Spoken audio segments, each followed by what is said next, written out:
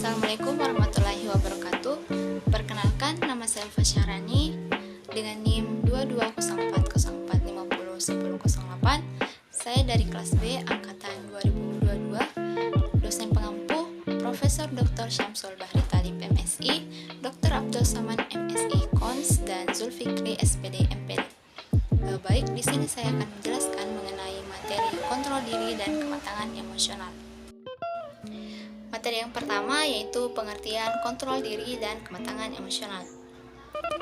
Sebelumnya saya ingin menjelaskan beberapa pendapat dari para ahli mengenai kontrol diri.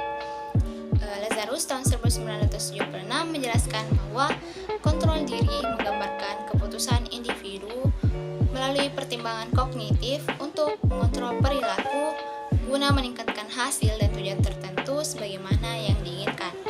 Selanjutnya, secara sederhana, Gleitman tahun 1999 mengatakan bahwa kontrol diri merujuk pada kemampuan seseorang untuk melakukan sesuatu yang ingin dilakukan tanpa terhalangi baik oleh rintangan maupun kekuatan yang berasal dari dalam diri individu. Jadi, dapat disimpulkan bahwa kontrol diri merupakan kemampuan individu untuk mengendalikan dorongan-dorongan baik dari dalam diri maupun dari luar diri individu. Individu yang memiliki kemampuan kontrol diri akan membuat keputusan dan mengambil langkah tindakan yang efektif untuk menghasilkan sesuatu yang diinginkan dan menghindari akibat yang tidak diinginkan. Kontrol diri berkaitan erat pula dengan keterampilan emosional atau kematangan emosional.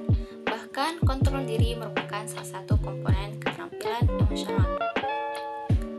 Pengertian keterampilan emosional atau kematangan emosional adalah kemampuan lebih yang dimiliki seseorang dalam memotivasi diri, ketahanan dalam menghadapi kegagalan, mengendalikan emosi dan menunda kepuasan, serta mengatur keadaan perasaan.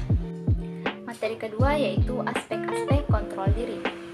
Secara umum, kontrol diri dibedakan atas 3 kategori utama, yaitu 1. Mengontrol perilaku, 2. Mengontrol kognitif, 3. Mengontrol keputusan. Poin pertama yaitu mengontrol perilaku. Mengontrol perilaku merupakan kemampuan untuk memodifikasi suatu keadaan yang tidak menyenangkan. Kemampuan mengontrol perilaku dibedakan atas 2 komponen, yaitu 1. Kemampuan mengatur pelaksanaan. Kemampuan mengatur pelaksanaan yaitu menentukan siapa yang mengendalikan situasi atau keadaan dirinya sendiri atau orang lain atau sesuatu di luar dirinya. Individu dengan kemampuan mengontrol diri yang baik akan mampu mengatur perilaku dengan menggunakan kemampuan dirinya. Kedua yaitu kemampuan mengontrol stimulus. Kemampuan mengatur stimulus merupakan kemampuan untuk mengetahui bagaimana dan kapan suatu stimulus yang tidak dikehendaki dihadapi. Ada beberapa cara yang dapat digunakan, yaitu mencegah atau menjauhi stimulus, menghentikan stimulus sebelum waktunya berakhir, dan membatasi intensitasnya. Poin kedua yaitu mengontrol kognitif. Mengontrol kognitif merupakan cara seseorang dalam menafsirkan, menilai, atau menggabungkan suatu kejadian dalam suatu kerangka kognitif. Mengontrol kognitif merupakan kemampuan dalam mengolah informasi yang tidak diinginkan untuk mengurangi tekanan. Mengontrol kognitif dibedakan atas 2 komponen, yaitu 1. Kemampuan untuk memperoleh informasi.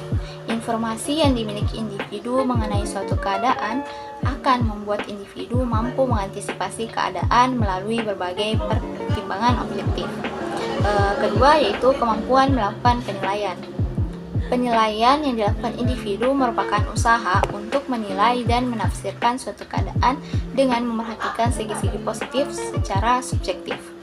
Poin ketiga yaitu mengontrol keputusan. Mengontrol keputusan merupakan kemampuan individu untuk memilih dan menentukan tujuan yang diinginkan.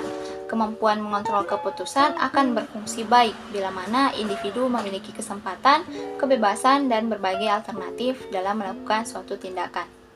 Materi ketiga yaitu unsur kemampuan kematangan emosional atau keterampilan emosional. Unsur kemampuan kematangan emosional atau keterampilan emosional terbagi menjadi 3, yaitu 1. Kecakapan pribadi. Kecakapan pribadi adalah kemampuan seseorang untuk menolong dirinya dalam menuntaskan tugas yang dihadapi, antara lain kesadaran diri, inisiatif, dan kemandirian. Kedua yaitu keterampilan interpretasi. interpersonal. Keterampilan interpersonal merupakan komunikasi yang dilakukan dalam suatu hubungan antara dua orang atau lebih, baik secara verbal maupun nonverbal, dengan tujuan untuk mencapai kesamaan bersama. Jadi, keterampilan ini menekankan pada hubungan seseorang dengan individu atau kelompok lain. Ketiga yaitu keterampilan sosial. Keterampilan sosial adalah kemampuan individu untuk berkomunikasi efektif dengan orang lain, baik secara verbal maupun nonverbal, sesuai dengan situasi dan kondisi yang ada pada saat itu, di mana keterampilan ini merupakan perilaku yang dipelajari. Materi keempat yaitu bagaimana cara mengembangkan kemampuan kontrol diri. Secara umum, strategi untuk memaksimalkan kontrol diri dapat digolongkan dalam 3 kategori Wondersman. Untuk 1, membuat atau memodifikasi lingkungan menjadi responsif atau menunjang tujuan-tujuan yang ingin dicapai oleh individu. Pada prinsipnya, arah ini menempatkan objek atau lingkungan sebagai sentral atau pusat pengembangan. Contohnya, mengubah tata letak perabotan atau fungsi ruangan dalam mengurangi kebosanan di dalam rumah atau tempat kerja. Kedua yaitu memperbanyak informasi dan kemampuan untuk menghadapi atau menyesuaikan diri dengan lingkungan. Subjek atau individu menjadi fokus atau sentral pengembangan. Misalnya, melatih diri mengantisipasi hal-hal atau kondisi yang tidak menyenangkan yang mungkin terjadi pada masa yang akan datang. Yang ketiga yaitu menggunakan secara lebih efektif kebebasan memilih dalam pengaturan lingkungan. Misalnya, menggunakan waktu dan posisi individu dalam situasi atau lingkungan tertentu. Keluar dari suatu keadaan atau lingkungan pada saat-saat tertentu juga dapat digunakan sebagai alternatif bila mana hal tersebut dipandang lebih baik.